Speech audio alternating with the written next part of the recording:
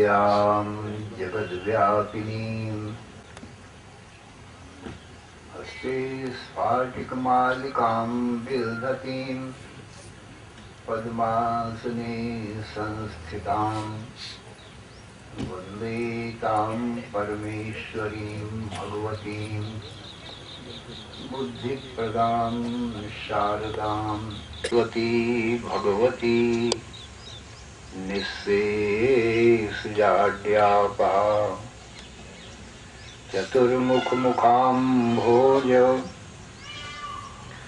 वनहंस वधूर्मम मानुषे रमतां नित्यं सर्वशुक्ला सरस्वती। नमस्ते शारदे देवी काश्मीरो पुरवासिनी त्वामहं प्रार्थये नित्यं विद्यादानं च देहि मे। कं गौड़पदं महान्तं गोविंद योगीन्द्रम अथास्य शिष्यं श्री शंकराचार्यम् अथास्य पद्मपादं च हस्तामलकं च शिष्यं तंत्रोटिकं राम जय जय राम श्री राम जय जय राम श्री राम जय हो। अधर्म का नाश हो, प्राणियों में विश्व का हर हर महादेव।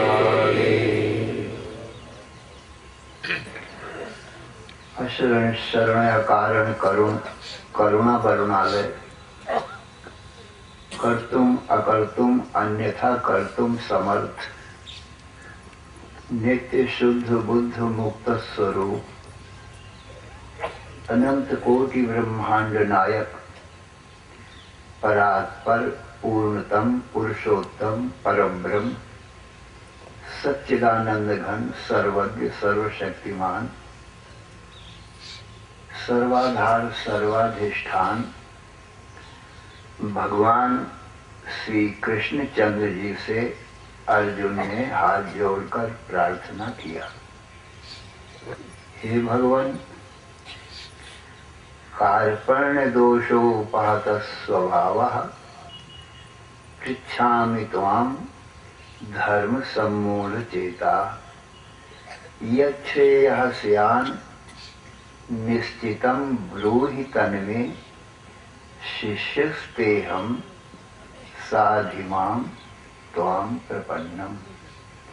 हे भगवान अज्ञानता के कारण मेरा स्वभाव नष्ट हो गया है और धर्म को भी सम्यक प्रकार से नहीं जानता हूं और मेरा परम कल्याण निःश्रेय सुख की प्राप्ति किस प्रकार से होगी। शास्त्रों में दो प्रकार के सुख बताए हैं, एक श्रेय सुख एक प्रेय सुख। तो नित्य सुख को श्रेय सुख कहते हैं और प्रतीति मात्र विषय सुख को प्रेय सुख कहते हैं। तो नित्य सुख तो सत्यम ज्ञानम अनंतम ब्रह्म है, सच्चिदानंदम ब्रह्म है और ब्रह्म ही सभी जीवों का अपना वास्तविक स्वरूप है। इसलिए जीव का भी जो वास्तविक स्वरूप है सच्चिदानंद है, माने नित्य सुख रूप है और नित्य ज्ञान रूप है और नित्य स्वरूप है। सत्यम ज्ञानम आनंदम और अनंतम ये ब्रह्म का स्वरूप है। तो महावाक्य कहता है तत्वमसि जो ब्रह्म का स्वरूप है हे जीव वही तेरा भी स्वरूप है। इसलिए निर्भय होकर तो अहम ब्रह्मास्मि अपने को ब्रह्म रूप जान, मैं ब्रह्म हूँ ऐसा अनुभव कर और यही कहे वाणी से भी, क्योंकि सर्वज्ञ सर्वशक्तिमान भगवान की वाणी वेद है। संशय रहित भगवान के वचन है। अब जीव को क्या संशय है? तो महावाक्य से संशय रहित ही ब्रह्म ज्ञान होता है, क्योंकि ये जीवों की वाणी तो नहीं है। जीवों का जो वचन है वो निर्बल प्रमाण है, क्योंकि जीव में दोष हैं, भ्रम, प्रमाद, विप्रलिप्सा, करना पाटो, ये दोष हैं जीव में। और ईश्वर में ये कोई दोष नहीं है। इसलिए ईश्वर की वाणी सर्वज्ञ होने से संशय रहित है। तो सत्या विरोधे न भवेत् प्रमाणम, भवेद अनर्थाय बिना प्रमाण। श्रुति विरुद्ध किसी भी अल्पज्ञ जीव के वचन प्रमाण नहीं हुआ करते, और अल्पज्ञ जीव के वचन कोई प्रमाण मान के उसी में चल पड़ेगा तो भवेद अनर्थाय बिना प्रमाणम, बिना प्रमाण की वाणी से उसको अनर्थ का ही हेतु वो होएगा। इसीलिए ईश्वर से भिन्न सब अल्पज्ञ जीव हैं। ईश्वर एक है, जीव अनेक हैं। मुंडे मुंडे मतिर भिन्ना, सभी आचार्यों के, ऋषियों के वचन अलग अलग। कपिल का मत, गौतम का मत, किसी का पूर्व मीमांसक जैमिनी का मत, सबके मत ये जीव है ना। यद्यपि ये ऋषि हैं, आचार्य हैं, तथापि भिन्न भिन्न मत। हाँ, व्यास जी का वेद सम्मत मत है, वो वेदानुकूल ही देव बोलते हैं, और वेद का ही विस्तार अष्टादश पुराणों में किया है, और 1,00,000 श्लोक वाली महाभारत में किया है। वेदों का ही विस्तार, और विष्णु के अवतार हैं व्यास। व्यासाय विष्णु रूपाय व्यास रूपाय विष्णु, नमो वै ब्रह्म निधये वासिष्ठाय नमो नमः।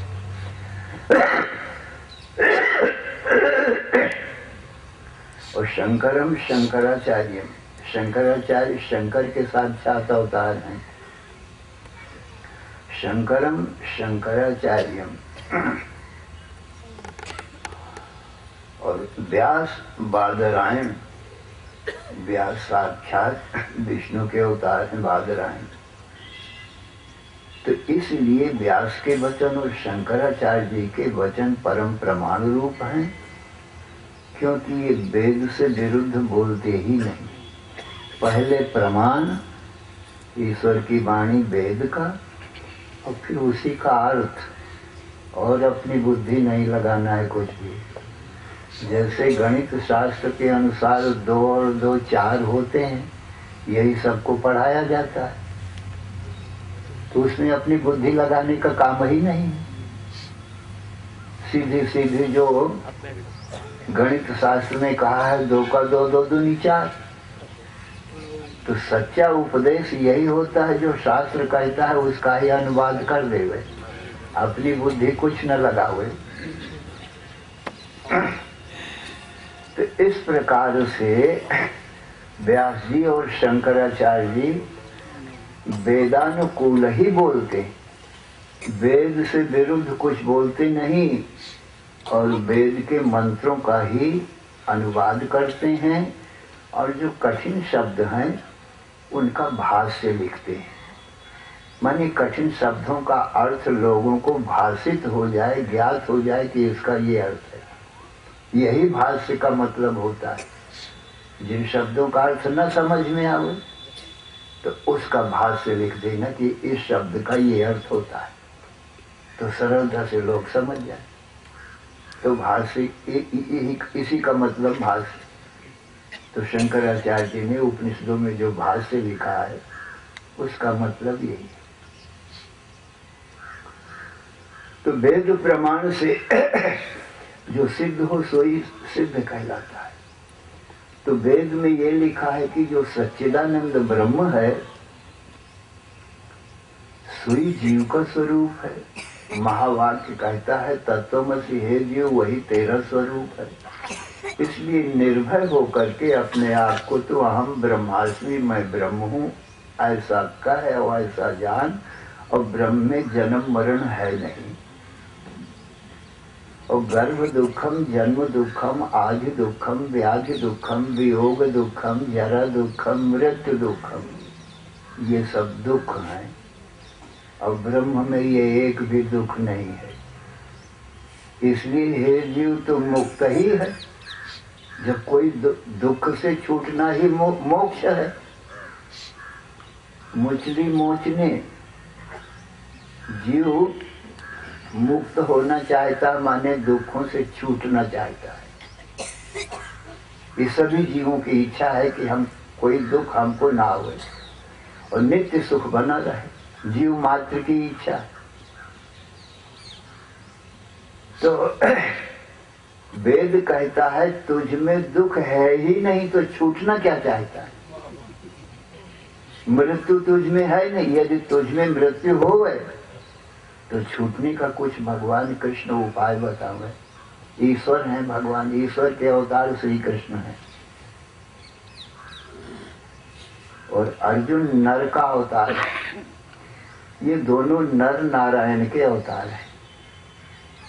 नारायण ईश्वर श्री कृष्ण और नर जीव अर्जुन। इतना ही संसार में ईश्वर और जीव हैं, तो नर नारायण के अवतार हैं। परंतु अर्जुन बड़ा भाग्यशाली है, पुण्यात्मा है। इसलिए अर्जुन शब्द का अर्थ होता है अर्जनाथ अर्जुना। अनंत जन्मों में जिसने पुण्य का अर्जन किया है और भक्ति का भी अर्जन किया है, तभी तो साक्षात सच्चिदानंद घन भगवान सगुण साकार रूप में मिले। क्योंकि सगुण साकार भगवान का दर्शन भी अत्यंत दुर्लभ है। सहस्रों वर्ष तक ऋषि लोग तपस्या करते हैं ईश्वर के दर्शन के लिए, तब कभी ईश्वर का दर्शन होता है और वो भी 10-5 मिनट के लिए। दर्शन दे करके उस भक्त से पूछते हैं कि भाई तू क्या चाहता है, बरमब्रू जो तेरी इच्छा हो सो वर मांग ले। तो भक्त की जो इच्छा होती है सो वर मांग लेता है। भगवान कृष्ण ने कहा है कि अर्जुन 4 प्रकार के मेरे भक्त होते हैं। चतुर्विधा भजन्ते माम जना सुकृत नोर्जुनो आर्तो जिज्ञासु अर्थार्थी ज्ञानी च भरतर्षभ। अर्जुन एक तो आर्त भक्त हैं, मने जो दुखी हैं, किसी संकट में पड़ गए हैं, कोई शत्रु संकट में पड़ गए हैं और कोई घर में आग लग गई है, अब वो घर के भीतर पड़ गए हैं, ये आर्त भक्त हैं। और कोई समुद्र में जा रहे हैं और नौका डूब गई, चक्र में पड़ गई, आवर्त में पड़ गई और डूब गई। अब कौन रक्षा करे, आग से कौन बचावे, कोई देखता नहीं। और कोई अत्यंत रोग बीमारी से व्यथित हो गए, कोई वन में अकेले पड़ गए, चारों तरफ सिंह व्याघ्रों ने घेर लिया। अर्जुन ऐसी भयंकर संकट में पड़ गए जहां कोई रक्षक दिखता ही नहीं है। उस समय मेरा स्मरण करते हैं अर्जुन, तो मैं उनकी रक्षा कर लेता हूँ। बने रणे शत्रु जलाग्नि मध्य महारणवे पर्वत मस्तके व सुप्तम प्रवत्तम विष्णु स्थितम हुआ। ये इतनी जगह पर ये भक्त बहुत दुखी होते हैं। भगवान कहते हैं मैं उनकी रक्षा करता हूँ आर्त भक्तों की। इसीलिए भगवान में विश्वास किया जाता है और प्रहलाद आदि भक्त प्रमाण भी हैं। ये सारे दुख उनको दिए गए हैं। अग्नि में जलाया गया प्रहलाद, समुद्र में डुबाया गया, हाथी से कुछ लाया गया, विष खिलाया गया, पर्वत से गिराया गया, माने सारे दुख उसको दिए गए और भगवान ने रक्षा किया। ये भक्तों के लिए प्रमाण है कि देखो इन भक्तों की भगवान ने रक्षा किया है। तो भगवान स्वयं ही अपने श्रीमुख से कहते हैं मैं आर्त भक्तों की रक्षा करता हूं। दूसरे भक्त अर्थार्थी हैं। अर्थ से स्त्री, पुत्र, धन, राज्य ये जानना चाहिए। कोई भगवान से भक्ति करके भगवान से वरदान मांगता, भगवान कहते हैं कह तुझे क्या चाहिए बरम्बरू। तो कोई के मन में स्त्री की भावना है कि मुझको ऐसी सुंदर स्त्री मिले, बाहर से बहुत सुंदर हो और भीतर से मधुर वाणी हो, आज्ञाकारिणी हो, पतिव्रता हो। तो भीतर से भी माने रूप भी सुंदर हो, स्वभाव भी सुंदर हो, आकृति भी ऊपर की बहुत सुंदर हो और प्रकृति माने स्वभाव भी सुंदर हो। प्रभु ऐसी स्त्री मुझको चाहिए। तो भगवान तो चराचर जगत को अपनी इच्छा मात्र से बनाते हैं, उनको क्या लगता है जैसी स्त्री तुमको चाहिए वैसी स्त्री ले ले। अरे सारा संसार यदि कोई मांगे तो भगवान को क्या परिश्रम है। तदा इच्छा बहुत श्याम प्रजा, भगवान इच्छा करते हैं संसार बन जाता है। तो सारा संसार एक भक्त को दे सकते हैं। उनको कोई जादू का खेल है ये, परंतु रहेगा नहीं, ये भी समझ लो। अर्थार्थी स्त्री, पुत्र, धन कुछ भी मांगे वो कितने दिन रहेगा, क्योंकि माया से भगवान इच्छा शक्ति, माया शक्ति है, इच्छा शक्ति से बना के दे देते। कोई के पास स्त्री तो है पर पुत्र नहीं है, तो भगवान से पुत्र का वरदान मांगता है कि हे भगवान मुझको ऐसा पुत्र दो जो बाहर भीतर से सुंदर हो, आज्ञाकारी हो और प्रभु आपका भगवान का भक्त भी हो, ऐसा पुत्र मैं चाहता हूँ। तो भगवान उसको वैसा ही पुत्र दे देते। भगवानों और कोई स्त्री तो है पर पुत्र है पर धन नहीं है, तो भगवान से धन मांगता है कि प्रभु मुझे धन दो और ज्यादा धन दो, मुझे गरीबी का अनुभव न करना पड़े। तो भगवान उसको ज्यादा से ज्यादा धन दे देते हैं। किसी के पास स्त्री, पुत्र, धन है परंतु इच्छा करता है मैं राजा बन जाऊं, जरा राज्य का सुख ले। तो कहता है कि प्रभु मैं पृथ्वी का राजा बन जाऊं, तो उसको पृथ्वी का राज्य दे देते। कोई पृथ्वी का भी राजा है तो फिर भगवान से वो मांगता है कि प्रभु मैं अब देवलोक का राज्य चाहता हूं। तो भगवान उसको अनंत लोक एक मिनटों में बनाते हैं। तो उनको क्या लगता है पृथ्वी का राज्य ले ले, चाहे स्वर्ग का राज्य ले ले। अरे भाई ब्रह्मांड निकाया निर्मित माया, अनंत कोटि ब्रह्मांड वो माया से माने इच्छा शक्ति से, संकल्प शक्ति से बना देते, तो क्या फर्क पड़ता। तो ये जो भक्त हैं, ये जैसे छोटा बालक होता है माता पिता का, वो को खिलौना मांगता है बाजार में देखकर, तो माँ बाप उसको ले देते हैं। माँ बाप जानते हैं इनसे कोई फायदा नहीं। खिलौने के जो रेल, मोटर, हवाई जहाज हों बाजार में बिकते, तो उनसे क्या फायदा, वो काम में तो आते नहीं। और बालक मांग रहा है, ले देते। तो भगवान जानते हैं कि ये मेरी माया के खिलौने हैं। अब ये अज्ञानी बालक हैं पर मेरे ही पुत्र हैं, क्योंकि जगत का माता पिता मैं ही हूँ। पिता हमस्य जगतो माता धाता पितामह, वेद्यम पवित्रम ओंकार ऋग साम यजुर्वेद। अर्जुन जगत का माता पिता मैं ही हूँ, इसलिए सब जीव जगत मेरा ही पुत्र है। पर ये ज्ञानी जो होते हैं वो बालक होते हैं। वो चाहे 80 वर्ष का बूढ़ा हो पर ज्ञान नहीं है तो बालक है। अब दशरथ जी ने कितनी पहले जन्म में कितनी भगवान की भक्ति किया, तपस्या किया मनुष्य के रूप में। कितने वर्ष बीत गए, हजारों वर्ष, परंतु जब भगवान ने दर्शन दिया तो पुत्र को का वरदान मांग लिया। बताइए, वो अपने कल्याण मुक्ति का वरदान न मांगे और कहा प्रभु तुम्हारा जैसा मुझको पुत्र चाहिए, तुम बहुत सुंदर हो। तो भगवान ने कहा मेरा जैसा तो अब दूसरा कौन होगा, आप सरिस कहाँ खोजो जाई, हो नृपुत्र तनयता आई। अरे मेरा जैसा तो मैं ही हूँ, तो मैं ही तुम्हारा पुत्र बनूंगा।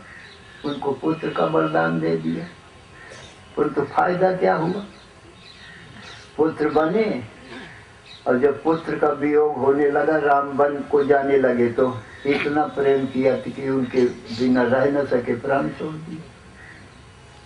तो ऐसे वरदान से भी क्या ये सब खिलौने हैं भगवान के। भगवान अपनी माया को तो सब कोई जानता है, तो भगवान जानते हैं कि मेरी माया कहाँ, पर ये लड़के अनजान हैं और नहीं जानते हैं तो उनको एक खिलौने दे देते हैं। अब ये टूट फूट जाते हैं, रोने लगते। जब मर गए तो अरे स्त्री मर गई तो रोने लगे, क्यों बहुत सुंदर स्त्री जो होती है बाहर से भीतर से, तो उसमें ज्यादा रोना आता है।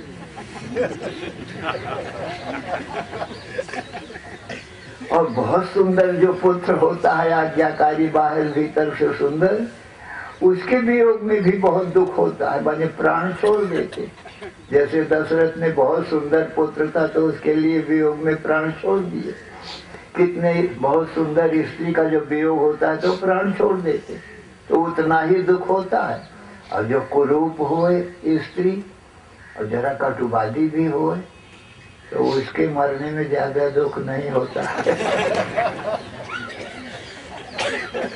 और ऐसा ही पुत्र हो, दो चार गाली रोज सुनाओ, एक तो डंडे भी मारे, तो ऐसे पुत्र के वियोग में भी ज्यादा दुख नहीं होता है। तो सज्जनों, इस प्रकार से आर्त और अर्थार्थी और धन को चाहने वाले, भला धन कितने दिन स्वप्न, ये माया से रचा संसार स्वप्ने के समान है।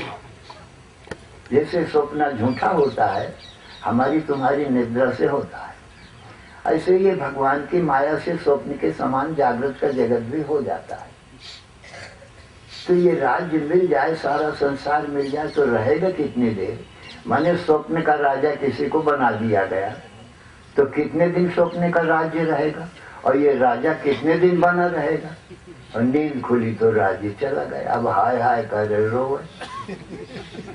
तो स्त्री पुत्र धन ये राज्य सज्जनों रहते नहीं, चले जाते हैं। क्यों नहीं रहते हैं, माया कार्यत्वात्, माया का कार्य होने से। जो जो माया का कार्य होता है वो मिथ्या ही होता है, इंद्रजालवत, ये दृष्टांत है। जैसे इंद्रजाली पुरुष के बनाए हुए पदार्थ आम, अमरूद, अनार और हजारों रुपयों की नोटों की वो वर्षा करता है, तो वो झूठे हैं क्योंकि माया रचित हैं, जादू रचित है। ऐसे ही ये माया रचित होने के कारण ये जगत भी झूठा है। इस धन से कभी धनी कोई, जादूगर के धन से कोई धनी हो सकता है? जादूगर ने करोड़ रुपया किसी को दे दिया, ले जाओ मुफ्त में, अब वो ले आया और घर में रख दिया तिजोरी में, और सवेरे तिजोरी खोला तो एक भी नहीं। तो जादूगर के रुपए से कोई धनी होगा? तो सज्जनों, ये ईश्वर तो जादूगरों का जादूगर है। जादूगर थोड़ी चीज बनाता है और सारा संसार जादूगर नहीं बना सकता। पर उदाहरण के लिए ठीक है जादूगर की थोड़ी चीज भी, तो जैसे थोड़ी चीज जादूगर की, तो ये बड़ा जादूगर है, ये सारे संसार को अपनी जादू से बनाता है, इच्छा शक्ति से, संकल्प शक्ति से। तो ये रहने वाला नहीं है। तो ये अज्ञानी भक्त है सज्जनों। जो स्त्री पुत्र धन मांगते हैं तो वो छोटे बालकों के समान तो भगवान दे देते हैं कि चलो इन बालकों को दे दोगे, नहीं रहेंगे तो रोएंगे, तो फिर मेरी याद करेंगे।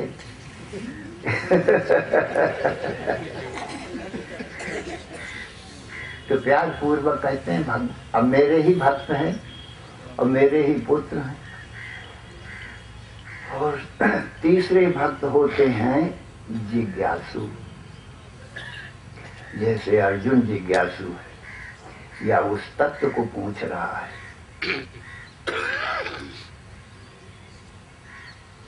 श्रेय सुख को पूछ रहा है, नित्य सुख को पूछ रहा है, प्रेय सुख को नहीं पूछता है।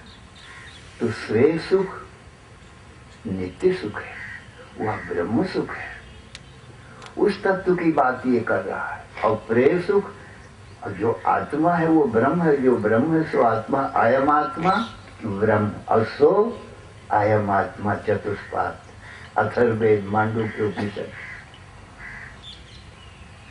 तो नित्य सुख की बात ये पूछ रहा है। विषय सुख का तो रोज अनुभव किया है, अब तक तृप्ति नहीं भई है। ये प्रेय सुख है, इसी नित्य सुख के प्रतिबिंब है, आभास है, जो एकाग्र मन में पड़ जाता है। नित्य सुख का आभास, उसको प्रेय सुख कहते, उसी को विषय सुख कहते। तो आभास मात्र प्रतिबिंब मात्र सुख कितनी देर लगेगी, कितनी देर रहेगा? जब तक मन एकाग्र है, एकाग्र मन में वो सुख दिखाई पड़ता है। और जहाँ चंचल हुआ, देखो जरा विषय सुख का स्वरूप समझ लो। ना तो मन में सुख है और न विषय में सुख है, क्योंकि असत जड़ दुख रूप माया है और उस माया रचित ये संसार है, इसलिए ये भी दुखालयम अशाश्वतम, ये भी असत जड़ दुख रूप है। तो ये सब जड़ पदार्थ है, इनमें सुख कहाँ से आया? सुख नाम की चीज या तो आत्मा है या परमात्मा है, और सुख नाम की कोई चीज नहीं। फिर इनमें सुख मालूम पड़ता है तो जानना चाहिए ये तो असत जड़ दुख रूप है, इनमें तो सुख हो नहीं सकता। तो आया कहाँ से? तो समझो जरा, इंद्रिय और विषय का जब संबंध होता है तो हमारा अंतःकरण मन रूपी दर्पण थोड़ी देर के लिए एकाग्र हो जाता है। अभिलषित जो मन चाहता है, स्त्री पुत्र धन, वो मिल गया तो उस समय क्षण मात्र को मन, चंचल स्वभाव है मन का, परंतु मनचाही वस्तु के मिलने से थोड़ा सा शांत हो जाता है, एकाग्र हो जाता है। जहाँ मन शांत हुआ तो हमारे नित्य सुख आत्मा का उसमें प्रतिबिंब आभास दिखाई पड़ने लगता है। इसको कहते हैं विषय सुख। न तो विषय में है और न मन रूपी दर्पण में है, वो हमारा सुख है जो मन रूप एकाग्र मन में दिखाई पड़ा है, उसको विषय सुख कहते हैं। माने आत्मा का आभास सुख, प्रतिबिंब सुख। इसलिए संसार में वो प्रतिबिंब सुख भी है तो अपना नित्य सुख का आभास। संसार में तो आभास सुख भी नहीं है, वो तो दुख रूप है। इसलिए जितना भी विषयों में सुख होता है वो अपने नित्य सुख का आभास है। तो आभास सुख का तो कितने बार आप अनुभव सब जीव करते हैं, इनसे कभी तृप्ति नहीं होती, क्षण मात्र में फिर नष्ट हो जाते, इनसे तृप्ति नहीं होती। तो अर्जुन ने भी अनुभव किया है, परीक्षा किया है, स्त्री पुत्र मित्र सबके सुख का अनुभव किया है। ये सब विषय सुख है, ये संसार विषय है। इसके मिलने से जरा मन एकाग्र थोड़ा हुआ, उसमें आभास पड़ गया। जैसे एकाग्र दर्पण में हमारे मुख का ठीक ठीक आभास पड़ जाता है और हम अपने ही मुख को दर्पण में देख लेते हैं। दर्पण में तो मुख हो नहीं सकता है तो मेरे पास, फिर दर्पण में दिखाई पड़ता है। तो कहने का मतलब दर्पण में कदापि नहीं हो सकता मेरा सच्चा मुख मेरे साथ में है, मेरे शरीर में है, दर्पण में कहाँ से चला जाएगा?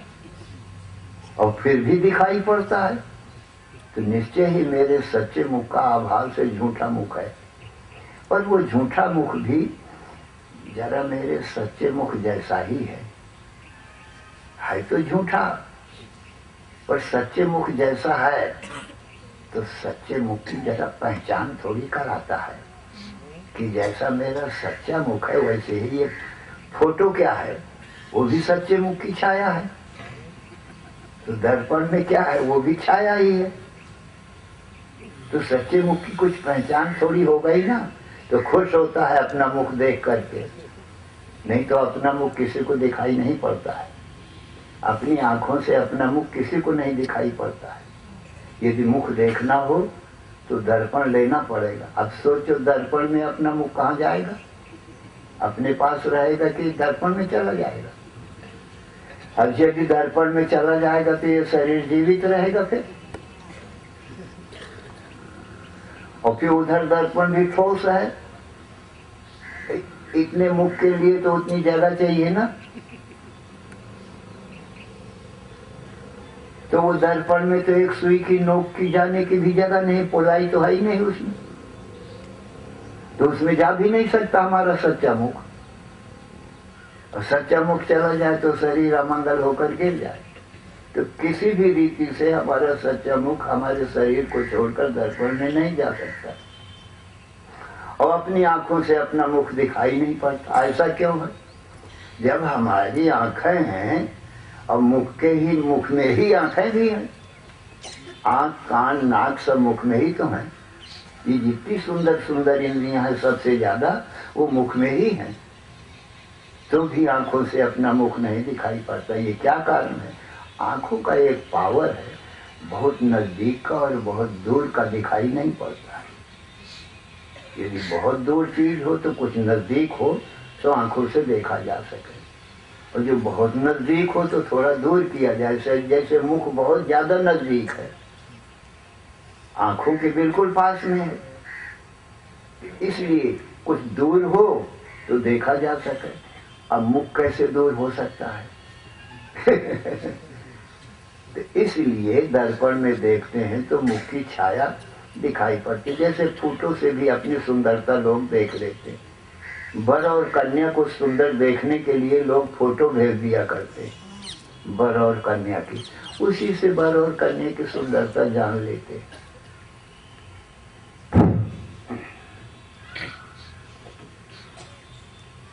अस्तु, तो सज्जनों, अर्जुन का प्रश्न है श्रेय सुख के लिए कि हे भगवान मुझे श्रेय सुख की बात बताओ, नित्य सुख की बात बताओ। मैं तुम्हारा शिष्य हूँ, तुम्हारी शरण में हूँ, मेरा तन मन बुद्धि प्राण आपके चरणों में अर्पण है। तो भगवान श्री कृष्ण कहते हैं मन बुद्धि चित्त को एकाग्र करके सावधान मन से तुम श्रवण करो। तो सज्जनों, भगवान गीता अध्याय 15 के अनुसार आज आपको बताते हैं। कल 13वें अध्याय की बात बताई, इसके पहले दूसरी अध्याय की बात बताई थी। तो भगवान कहते हैं अर्जुन सावधान मन से श्रवण करो। ऊर्ध्वमूल मधा शाखम अश्वत्थम प्राहुरव्ययम् छन्दांसि यस्य पर्णानि यस्तं वेद स वेदवित् अधश्चोर्ध्वं प्रसृतास्तस्य शाखा गुणः प्रवृद्धा विषयप्रबाला अधश्च मूलान्यनुसन्ततानि कर्मानुबन्धीनि मनुष्यलोके न रूपमस्येह तथोपलभ्यते नान्तो न चादिर्न च सम्प्रतिष्ठा अश्वत्थमेनं सुविरूढमूलम् असङ्गशस्त्रेण दृढेन छित्त्वा ततः पदं तत् परिमार्गितव्यं यस्मिन् गता न निवर्तन्ति भूयः तमेव चाद्यं पुरुषं प्रपद्ये यतः प्रवृत्ति प्रसिता पुराणी निर्मानमोहाजितसङ्गदोषा अध्यात्मनित्या विनिवृत्तकामा द्वन्द्वैर्विमुक्ता सुखदुःखसङ्गे गच्छन्त्यमूढाः पदमव्ययम् न तद्भासयते सूर्यो न शशांको न पावकः यदि गत्वा न निवर्तन्ते तद्धाम परमं मम। अर्जुन, ये जो संसार तुम देख रहे हो अर्जुन, ये भी एक वृक्ष है और इस वृक्ष का नाम क्या है? कहा इसका नाम है अश्वत्थ। संस्कृत में अश्वत्थ शब्द का अर्थ ये होता है, आ का निषेध अर्थ होता है। आ माने नाम और स्व कहते हैं कल आने वाले दिन को, और था कहते हैं स्थिरता को। माने जो कल तक स्थिर आ माने न रह सके, उसका नाम है अश्वत्थ। देखो कितना आश्चर्य, लोग जानते हैं ये संसार हजारों करोड़ों वर्ष का पुराना होगा और हजारों करोड़ों वर्ष असंख्य दिन तक ये चलता ही रहेगा, ऐसा ही रहे, बना रहेगा। ऐसी लोगों की समझ है। भगवान बताते हैं अर्जुन, ये अश्वत्थ वृक्ष है, माने कल तक स्थिर न स्वस्थित इति अश्वत्थ। कल तक ये स्थित नहीं रहता है अर्जुन। क्यों? जैसे जादूगर के पदार्थ तुरंत बन जाते हैं और फिर हमेशा नहीं रहते, वो तुरंत मिट जाते हैं। तो मैं जादूगरों का जादूगर 1 मिनट में माया से बनाता हूँ और पुनः मिटा देता हूँ। ये पुराना संसार क्यों रहेगा? और मुझे ईश्वर के सिवाय कोई जीव बना सकता नहीं, इसलिए जगत का मूल तो मैं ही हूँ और और संसार से ऊपर हूँ। ऊर्ध्व मूलम, जिससे जगत होता है वही तो मूल होगा। तो यतो इमानि भूतानि जायन्ते येन जातानि जीवन्ति यत् प्रयन्ति अविषम विशन्ति तद्वरम। जिससे जगत उत्पन्न होता है, जिसमें रहता है, फिर जिसमें लीन हो जाता है। जैसे जादूगर की माया जादूगर से उत्पन्न होती है, जादूगर में रहती है, फिर वो माया जादूगर की माया जादूगर में समा गई। ऐसे ही ये जगत मुझसे उत्पन्न होता है। तो मैं ही इस जगत का मूल हूँ और इस जगत से ऊपर हूँ। देखो आश्चर्य की बात, माने ऐसा ऊपर हूँ कि जगत को छूता भी नहीं। जैसे सूर्य त्रिलोकी को प्रकाशता है, त्रिलोकी से ऊपर है, छूता नहीं किसी लोक को। ऐसे अर्जुन इस जगत का प्रकाशक सूर्य के समान मैं इस जगत से ऊपर और मेरी माया से जगत होता है, इसलिए ये कल तक नहीं रहता है। जीव नहीं जानता, पर मैं तो जानता हूं मेरी माया को।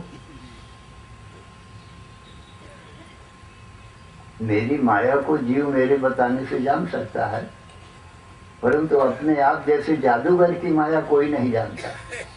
तो जादूगर का सेवक हो तो उससे नहीं छिपती। नटकृत विकट कपट खगराया, नट सेवक ही न व्यापय माया।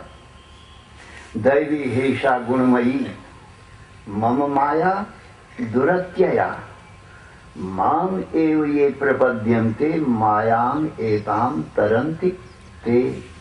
अर्जुन, मुझ देवता की माया को जल्दी जल्दी कोई पार नहीं पा सकता है।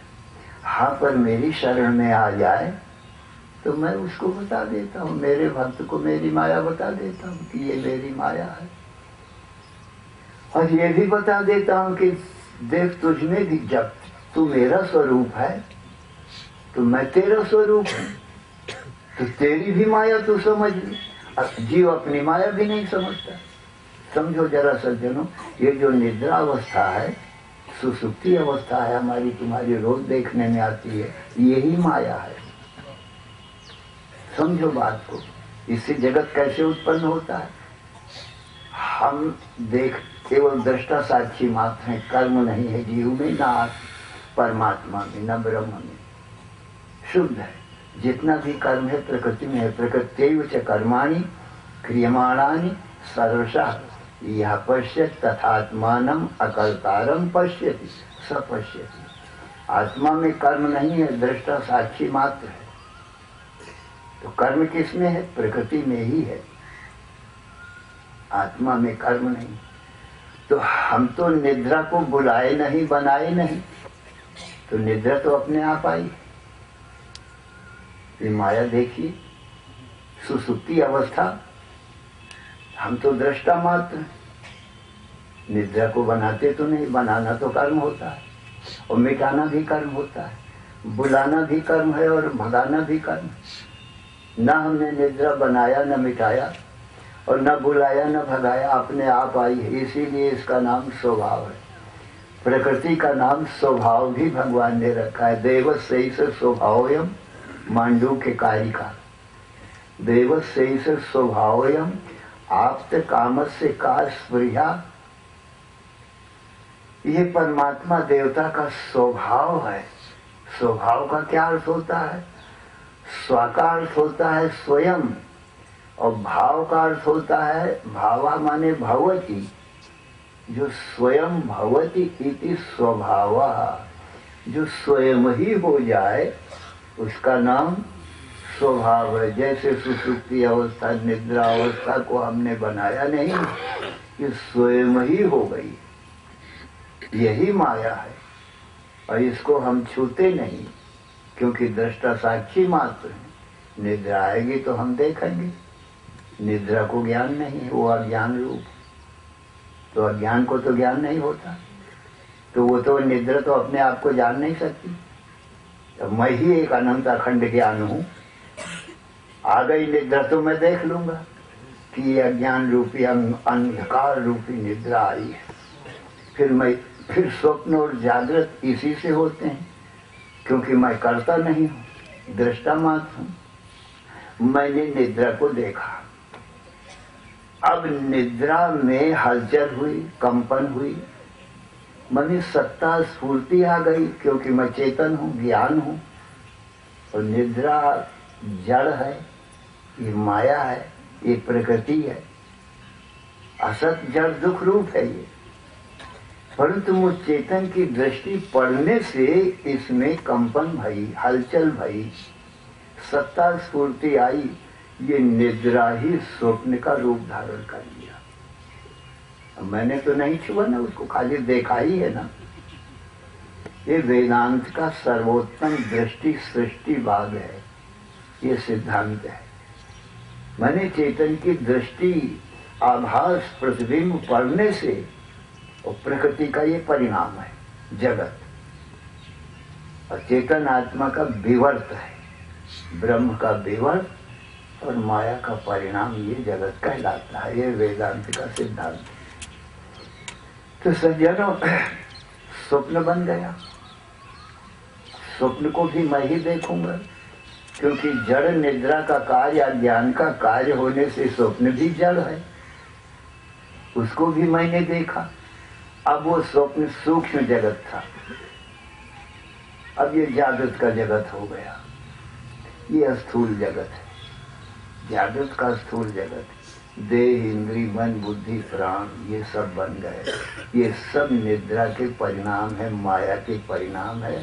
सज्जनों, समझो तो जरा अपनी आत्मदेव की माया को। और तुम आत्मदेव इससे ऊपर हो, इसको छूते भी नहीं हो, न जानी ये माया कहाँ से आ गई है। जैसे हम अकेले रहते हैं, ब्रह्मचारी ब्रह्मचारिणी पहले, न जानी पत्नी कहाँ से, पता तो नहीं रहता कौन देश से आएगी हमारी पत्नी, कहाँ हो, कौन देश में, कौन गांव नगर में हो, और फिर आ जाती है। हमने बुलाया नहीं, वही पता लगा के आ गई है। उनके माँ बाप पता लगा के भक्ति खंड खोज करते करते आ गई, और फिर उसी ने सृष्टि पैदा किया, हमने नहीं किया, हम निमित्त मात्र रहे। और फिर पत्नी ही ने पुत्र आदि सृष्टि किया और अपने में फंसा लिया। अपने प्रेम में और पुत्रों के फेज में ऐसा फंसाया कि निकलना ही मुश्किल हो गया। अब कहा तुम स्वतंत्र नहीं हो, अकेले थे तो तुम स्वतंत्र थे, अब अकेले तो नहीं हो, अब मेरा पालन पोषण करो। ये बच्चे तुम्हारे हैं, इनका पालन पोषण करो। फिर नाते पोते, हे भगवान, इससे छूटना ही मुश्किल है। तो सज्जनों, ऐसी ये माया आ गई है। और ये जागृत स्वप्न का संसार, ये तुम्हारा परिवार पैदा किया। अब ये कहती है कि मैं तुम्हारी हूँ, माया कहती है मैं पत्नी हूँ तुम्हारी, तुम मायापति हो। ईश्वर को कहती है, जीव को भी कहती है निद्रा। और ये जगत का तुम्हारा परिवार है। अब इसी मोह ममता में ये माया फंसा लेती है। तो जीव अपने ही माया में फंस जाता है, अपनी माया को नहीं समझ पाता है। ईश्वर के बताए बिना ये समझ नहीं पाता है। तो सज्जनों, ये निद्रा रूप माया का रचा हुआ संसार है और ये रोज बनता बिगड़ता है, इसीलिए अस्वस्थ है। देखो, निद्रा में तो प्रलय हो जाती है, कोई रहता नहीं। फिर निद्रा से ही ये स्वप्न निकला और स्वप्न से ही फिर जागृत निकला। हम आप देखने वाले एक रस हैं, एक रूप है, न बनते न बिगड़ते, खाली निर्निमेष दृष्टि से देखते हैं। हम कभी सोते भी नहीं, चेतन आत्मा कभी सोता नहीं है। हमारी तुम्हारी ज्ञान दृष्टि का कभी लोप नहीं होता है, क्योंकि अविनाशी है। नहीं दृष्टो दृष्टेर विपरिलोपो विद्यते अविनाशित्वात्। हमारी आपकी ज्ञान दृष्टि का कभी लोप नहीं होता। क्यों? अविनाशी है अर्जुन, इसकी उत्पत्ति नाश नहीं होती। मां शाब्द युग कल्पेषु गता गम्य स्वनेकधा नोदेति नास्तम एति एका संविदेशा स्वयं प्रभा। अर्जुन, हमारा तुम्हारा जो ज्ञान है, कितने ही मास वर्ष युग कल्प बीत गए और आगे आवेंगे, न ये हमारा ज्ञान उदय होता है, नाश होता है, एक समान प्रकाशमान रहता है। तो हमारा तुम्हारा ज्ञान अनंत अखंड है। तो जो आएगा देखेंगे। हम देखते हैं कि रोज जागृत स्वप्न सुसुप्ति आते हैं, रोज दिन आता है, रोज रात आती है। न दिन हमेशा रहता है और न रात हमेशा रहती है। पर हमारा तुम्हारा अभाव होता है कभी? कोई कह सकता है ज्ञानी हो चाहे अज्ञानी हो, मूर्ख हो चाहे पंडित हो, कोई कह सकता है मैं दिन में नहीं हूँ, दिन को नहीं देखता, मैं रात में नहीं हूँ, रात को मैं नहीं देखता, ऐसा कोई कह सकता है? सब निश्चय संशय रहित कहते मैं दिन में हूँ और दिन को देखता हूँ, मैं रात में हूँ, मैं रात को देखता हूँ। और इसी 24 घंटे में तो ये जगत की उत्पत्ति स्थिति प्रलय हो गई। 24 घंटे में ही सुसुप्ति, स्वप्न और ये जागृत जगत। मैं देखने वाला हूं ना, साक्षी गवाही हूं ना, मेरे सिवाय कोई गवाही नहीं। तो मैं देखता हूं कि रोज तो जागृत होता है और रोज स्वप्न होता है और रोज गाढ़ निद्रा आ जाती है। और मैं देखने वाला अखंड हूं और ये रोज आते जाते हैं। तो कितने जागृत स्वप्न सुसुप्ति हम देख चुके, और जगत की उत्पत्ति स्थिति प्रलय कितने हम देख डाले, हम वही के वही। इसमें किसी को भी संशय? ये समझो अपरोक्ष ज्ञान है सज्जनों अपना, प्रत्यक्ष ज्ञान है, परोक्ष नहीं। ब्रह्म है ये परोक्ष है, और ब्रह्म मैं हूं ये अपरोक्ष। अस्ति ब्रह्मेति चेद वेद परोक्ष ज्ञान में होता, और हम ब्रह्मेति चेद वेद साक्षात्कार उच्च। तो वो अनंत अखंड ज्ञान मैं ही हूँ, ये सबको अपरोक्ष है। और ब्रह्म मैं ही हूँ, इसलिए ब्रह्म अपरोक्ष है। और ये संसार भी हमको तुमको जागृत स्वप्न सुसुप्ति भी अपरोक्ष मानी प्रत्यक्ष है, ये भी परोक्ष नहीं है। मुझ दृष्टा से कहाँ छिपाएगी जड़ प्रकृति? अंधेरा आया तो मैंने देखा और उजेला आया तो मैंने देखा। रात्रि अंधेरा है और दिन उजेला है, और ये अंधेरे उजेले के बीच में ये जागृत स्वप्न सुसुप्ति तीन अवस्थाएं आई। मैंने जगत की उत्पत्ति स्थिति प्रलय हो गई और मैं जो कहते हूँ। तो सज्जनों, मेरा जन्म मरण फिर जब एक दिन रात में मेरा जन्म मरण नहीं हुआ, और ये जगत की कितनी उम्र है बताओ? जागृत की कितनी उम्र है? स्वप्न की कितनी उम्र है? इस सुसुप्ति की कितनी उम्र है? जब एक ही दिन रात में ये बदल गए, अच्छा फिर मेरी कितनी उम्र है? मेरा तो जन्म ही नहीं हुआ। मेरा जब जन्म ही नहीं हुआ तो फिर मेरी भी कितनी उम्र है? न जायते मृते व कदाचित्, तो मेरी भी कुछ उम्र नहीं। और ये जगत तो रोज उत्पत्ति स्थिति प्रलय होती, तो इसकी भी क्या उम्र है जो माया से हो? माया रचित इंद्रजाल के पदार्थों की कितनी उम्र है? तो निद्रा से बने हुए ये जागृत स्वप्न जगत की कितनी उम्र है? संसार स्वप्नम तेज मोह निद्रा, स्वप्न की कितनी उम्र? स्वप्न के लोगों की कितनी उम्र? यद्यपि कोई ज्यादा उम्र वाले कोई कम उम्र दिखाई पड़ते हैं स्वप्न में, परंतु वो एक काल में ही उत्पन्न होते हैं और जागो तो एक समय में ही नष्ट हो जाते हैं। ज्यादा कमती उम्र वाले स्वप्न में कोई होते नहीं। ऐसे ही जागृत के लोगों की कितनी उम्र? जहाँ निद्रा आई तहाँ जागृत का जगत नहीं रहता। निद्रा खुली तो हम देखते हैं कि जागृत का जगत बना बनाया है, आगे पीछे कुछ, जैसे स्वप्न बना बनाया ही दिखता है, तैसे ही जागृत को हम ऐसा ही देख रहे हैं जैसे बना बनाया। अब इसमें ज्यादा उम्र वाले कम उम्र वाले दिखाई पड़ रहे हैं जैसे स्वप्न में, और निद्रा आई तो एक साथ खत्म हो गए। कौन पहले मरा कौन बाद में? नियम के अनुसार तो पहले बुढ़ा मरना चाहिए और बालक बाद में, परंतु यहाँ नियम कुछ नहीं है। एक साथ ही बूढ़ा बालक जवान निद्रा टूटी और सब खत्म हो गए स्वप्न वाले। ऐसे जागृत वाले भी, तो जागृत स्वप्न में नहीं रहता और स्वप्न जागृत में नहीं। जागृत माई स्वप्न नहीं जैसे, और स्वप्न माई जागृत नहीं तैसे, ये विचार सागर है।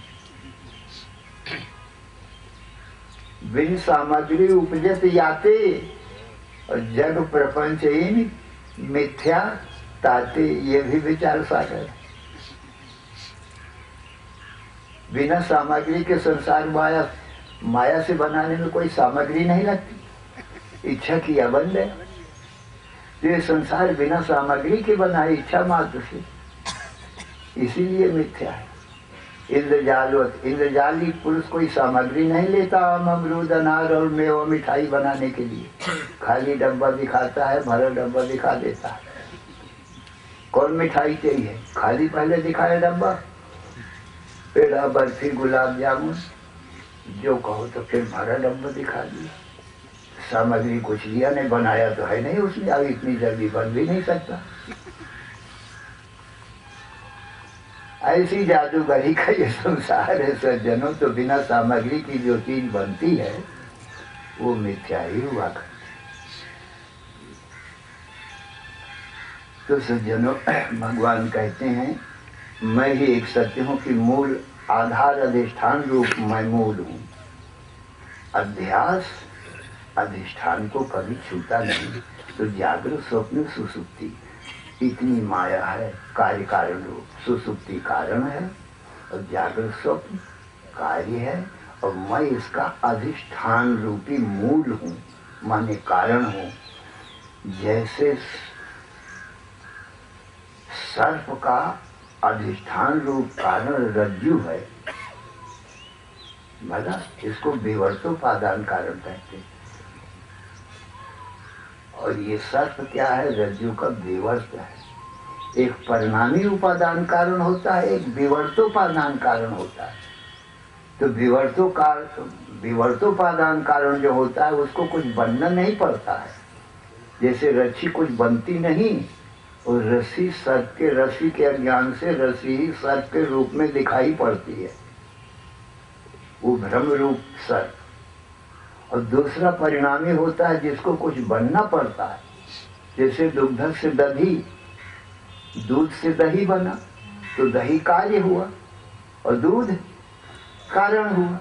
तो दूध को तो स्वयं बनना पड़ा, माने दूध का विकार दही है, पर रस्सी का विकार तो सर्प नहीं है। विवर्त रस्सी कुछ नहीं बनी, ऐसे ही ब्रह्म कुछ बनता नहीं है। और रस्सी में सर्प के संसार समान संसार उसमें प्रतीत होता है। इसलिए जैसे रस्सी सांप को नहीं छूती और सांप रस्सी को नहीं छू सकता, ऐसे ही ब्रह्म अधिष्ठान होने से ये संसार सर्प को नहीं छूता। हमारा तुम्हारा स्वरूप ब्रह्म होने से हम भी संसार को नहीं छूते हैं और न संसार हमको छू सकता है। तो अधिष्ठान रूप कारण, इसलिए कोई संबंध नहीं। माया गुण गोपाल, ब्रह्म माया गुण गोपाल है। माया गुण ज्ञानातीत अमाना वेद पुराण बनन। तो सज्जनों, ये अध्यात्म ज्ञान है भगवान कृष्ण का दिया हुआ। एक श्लोक में संपूर्ण ज्ञान भर देते हैं। तो अर्जुन ऊर्ध्वमूलम अधा शाखम, अश्वत्थ, मैं सबसे ऊपर हूँ और ये संसार अधा शाखा, माने इसमें ब्रह्मा हुआ वो नीचे हुआ, मुझसे पैदा हुआ ना, तो नीचे हुआ। और फिर ब्रह्मा से पंच महाभूत भय, वो उप शाखाएं भई, और फिर स्त्री पुत्र आदि ये पत्ते लग गए, और कर्म रूपी फूल लग गए, और सुख दुख फल लग गए। किसमें? ये संसार वृक्ष में है। तो अर्जुन ये अश्वत्थ, परंतु अज्ञानी लोग क्या कहते? अश्वत्थम प्राहु अव्ययम प्राहु। अज्ञानी लोग कहते हैं यह विनाशी ये संसार बना ही रहेगा हमेशा है।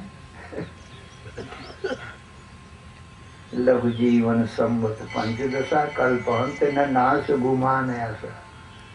अज्ञानी लोग कहते हैं ये सच अविनाशी है, अव्यय है। और अर्जुन अज्ञानी जानते नहीं है, मेरी माया को मैं जानता हूँ। इसलिए अर्जुन इसमें आसक्ति करना ठीक नहीं है।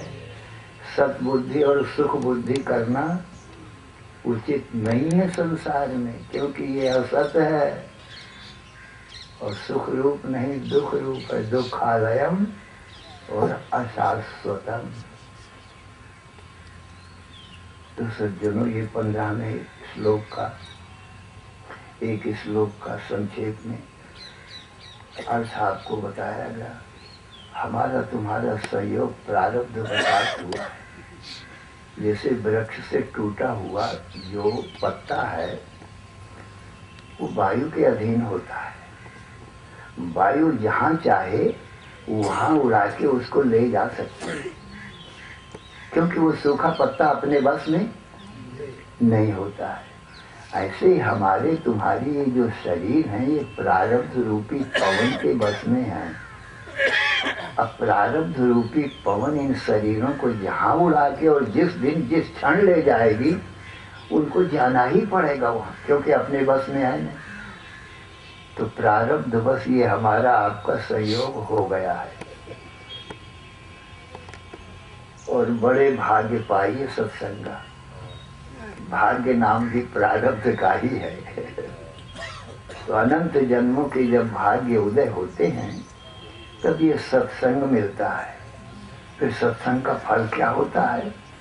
सत ब्रह्म है। सत्संग नाम किसका है? सच्चित आनंद तो ब्रह्म ही है ना। जब उसका संग होता है तो क्या होता है? बिना ही प्रयास होए भव भंगा। बिना ही कुछ प्रयास, बिना ही कुछ किए ये भवती भावा, जन्म मरण खत्म हो जाता। और ये जो जन्म मरण वाला संसार है ना, अध्यास रूप, ये भी ब्रह्म में लीन हो जाता है। अधिष्ठान से भिन्न नहीं जगत निवृत्ति बखान, सर्प निवृत्ति रज्जु जिन भय रज्जु का ज्ञान। ये भी विचार सागर। रज्जु का ज्ञान होते ही वो झूठा सर्प कहाँ गया? वो रज्जु में ही समा गया। तो सज्जनों, ये संसार जो दिखता है जन्म मरण वाला, ये भी ब्रह्म रूप हो जाता है।